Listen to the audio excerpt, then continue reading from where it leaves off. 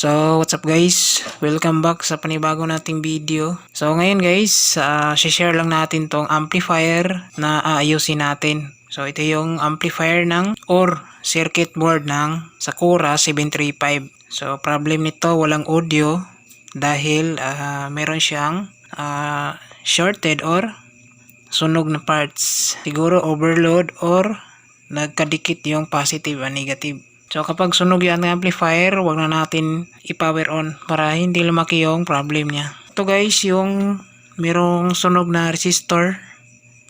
Yan, so ito yung ititrace natin, i-troubleshoot. So dito meron ding sunog.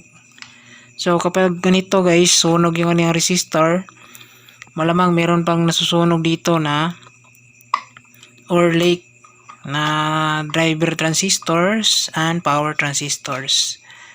So tatanggal tayo nito. So dito guys, pansin natin isang channel lang yung maraming sunog. Yan, itong isang channel. So dito tayo magpo-focus sa isang channel. So dito na channel, wala naman siyang problema. So siguro hindi ito naapektuhan itong channel 2. So dito tayo magpo-focus sa channel 1 section. Yan, ang gagawin natin, tanggalin natin itong mga sira. Tapos testira natin yung mga ibang pyesa, no. Yan, so update ko kayo mamaya pag natanggalan natin yung mga sira na parts. So yan guys, no, natanggalan natin yung mga sira na mga parts. Yan, kitang-kita natin dito, wala na yan yung mga sunog. Yan, tapos rito tinanggal natin. So meron tayong natanggal dito na tatlong power transistors, which is merong leak at saka shorted. Nandito yung tatlo. Yan, ito yung sira. Tapos ito naman yung nasa board. Yan. So C20, C23 tsaka A1940. Yan. So nadadama ito. So meron ding 2 in 5551 and 2 in 5401 na sibak din. Merong shortage tsaka leak. Yan, tapos ito yung mga resistors na natanggal natin, no.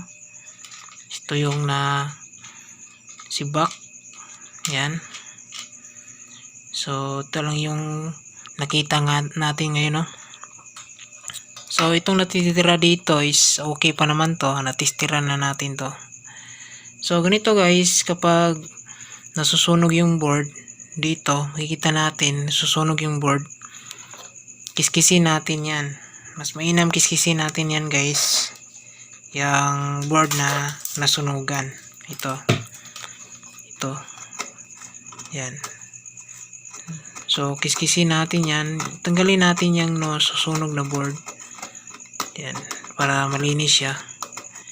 Kasi na-encounter na ako dati ganito guys, na sunugan tayo ng board na na-repair natin. Hindi natin kiniskis pero nagka-problema pa rin.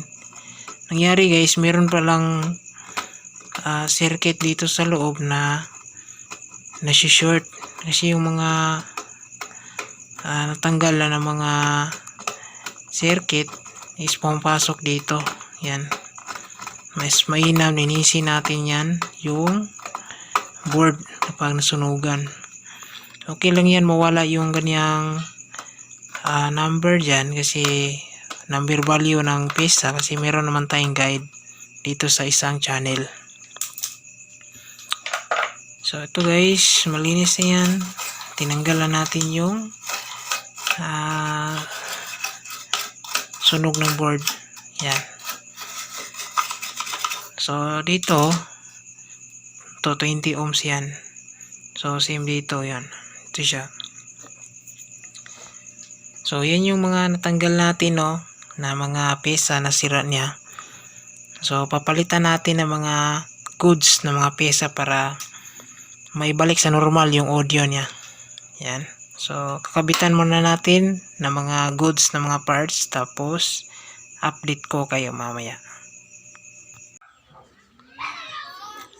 So yan guys, no, nakabitan na natin to ng mga goods na mga parts. So kagabi tinanggal natin yung mga sira, tapos ngayon tanghali na, titesting na natin kasi pinalitan na natin yung mga sira na parts. So ito siya guys, papakita natin yung mga parts na natanggal natin at saka parts na nalagyan natin, no? So kagabi may tinanggal tayo dito ng tatlong power transistors. So yan, kinabitan na natin, tapos kinabitan rin natin yung 10 ohms dito. So 4 po yan, tapos dalawang 5 watts ito siya. So itong 2 in 5 551 dito is bago na rin yan, pinalitan din natin kasi sabog. So dito rin guys, yung 2 in 5 5551 is ito, bago rin to. Ito naman dito yung kanyang driver transistors. So ito lang yung pinalit natin kasi naubusan tayo ng stocks ng A90 and C2073. So ito yung pinalit natin. Mas okay to kasi ito yung ginagamit sa driver ng mga powered amp, or ginagamit din to sa 737. So ito guys, 220 ohms, bago rin to. Ito siya. So ito naman 270 ohms. So yung value dito is 270 ohms. So wala tayo, nabusan tayo. So ginawa natin, nilagyan natin ng 220 ohms and 50 ohms. Nakaseries siya para maging 270 ohms. Yan, so dalawa magkabilaan. So ito rin guys, bago rin to. 5551 tsaka 5401 dito rin. Yan. So yung mga pinalit natin dito is yung mahaba, hindi lang natin pinutulan ng paano. Yan. So dito rin yung 1N4148 na diode kasi shorted yung dito. Once mag-shorted yung amplifier, sisibak din to kasi patungo to sa relay natin. Kaya ito din sa driver ng relay 5401, bago rin yan, pinalitan din natin. Yan. So ngayon okay na to, no? Titesting na natin. Sisilipin lang muna natin yung supply nya ng 735, no? Yan. So 45 volts, 0.45 volts. So ito yung harap niya, 735 UB. So gagamitin lang natin dito sa testing natin is yung Joseon Stage 12 na 1000 watts natin.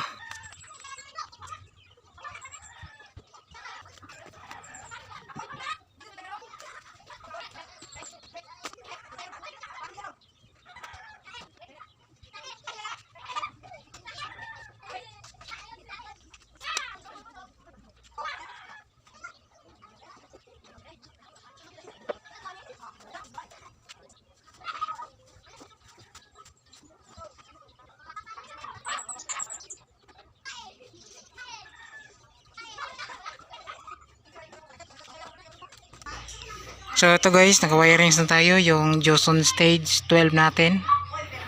Yan. So kada isang speaker, kada channel. Yan. So ito guys, papakita natin, no.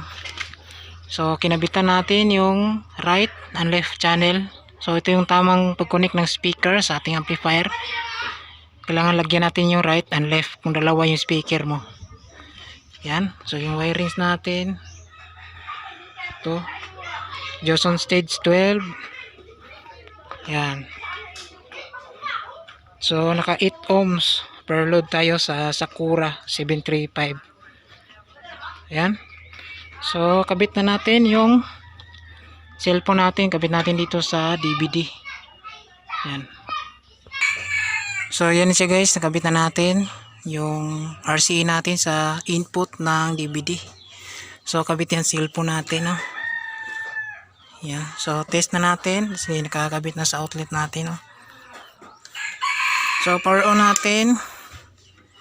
So naka-point siya sa DVD. Yan. So, nag-click na yung relay. So, test na natin. So, play natin yung music. Yan. Tapos, volume na natin.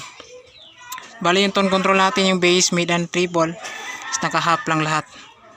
So, volume natin.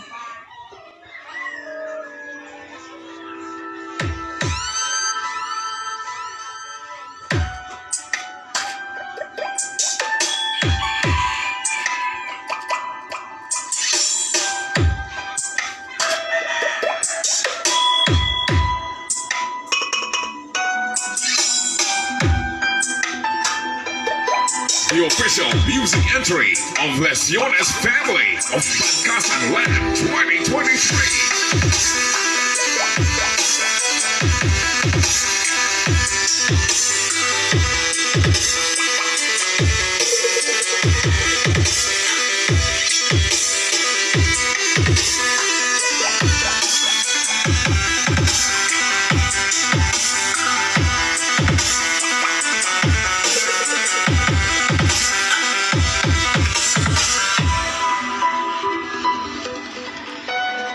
Yan siya guys.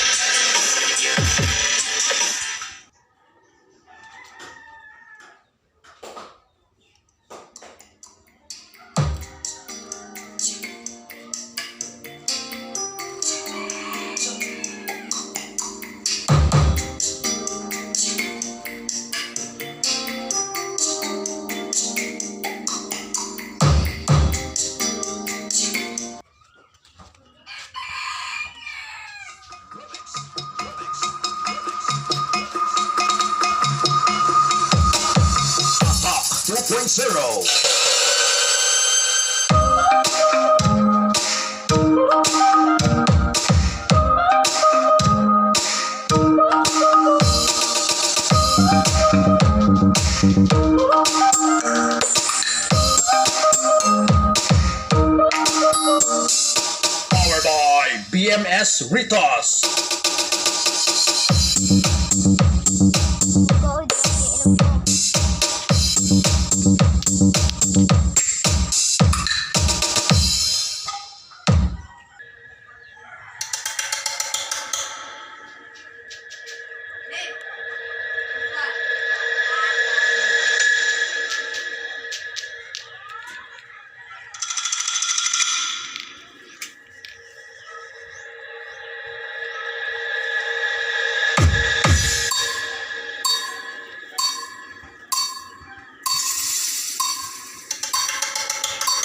So ilang guys no yung testing natin dito sa bagong repair natin na Sakura AB735.